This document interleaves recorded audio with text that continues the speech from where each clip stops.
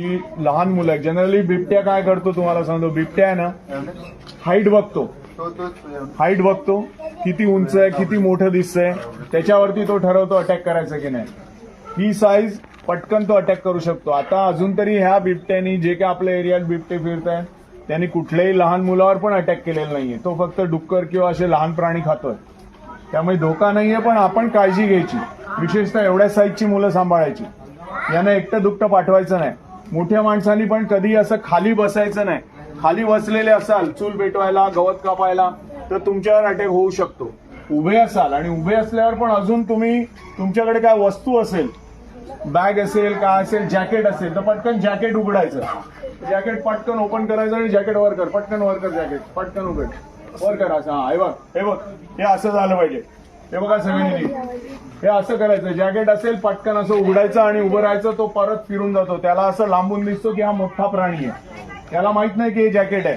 त्याला तो प्राणी मोठा वाटतो. घाबरायचं काय नाही, तो वळून जातो.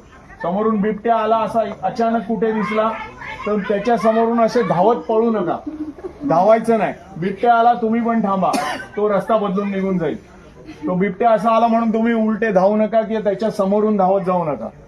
धावलं की तो तुम्हाला चेस करेल. धावायचं नाही, बस थांबा, आवाज करा, कोणाला तरी बोलवा, आणि हे असं काय जे असेल ते वरती करा एकदम. मुख्य म्हणजे या लहान मुलांना सांभाळायचं.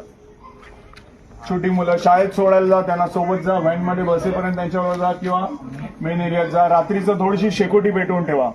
थोडासा धूर निघेल आणि आग दिसेल, अशा प्रकारचं करून ठेवा. आणि मोबाईलवरती म्युझिक हे लावूनच बाहेर निघा. समुद्रावर पण जाणार असाल तरी गोंगाट झाला पाहिजे थोडासा, ओके. आणि उद्याला एक फटाक्याचा राऊंड घेऊन टाका पाहिजे तर, अख्खा एरियाचा एकदाच, ठीक आहे. थोडेसे फटाके फोडले तर तेवढंच त्याला डिस्ट्रॅक्शन होतं, तो लांब जाईल, असं खाली जाईल. आपल्याला त्याला या दिशेने काढायचंय. त्याला जरी असला हा एरियात, तरी तो असा वहिंद्राच्या दिशेने गेला पाहिजे आणि तिथून मग तो रेल्वेच्या दिशेने गेला पाहिजे. एवढं तुम्ही सांभाळायचं. इथपर्यंत आला, इथे फिरलाय आणि प्रत्यक्ष पाहिलंय तुमच्या गावातल्याच माणसांनी, म्हणजे 100% आहे तो. आम्ही शिक्के पण पाहिले आहे. तर काळजी घ्यायची, हलक्यात घेऊ नका. काही झालं नाही पाहिजे, कोणालाच काय झालं नाही पाहिजे, एवढी काळजी घ्यावा. मग तो जाईल, काही दिवसात तो जाणार, ठीक आहे. तरी 2-3 दिवस आपण नेहमी येऊन चेकिंग करत राहू.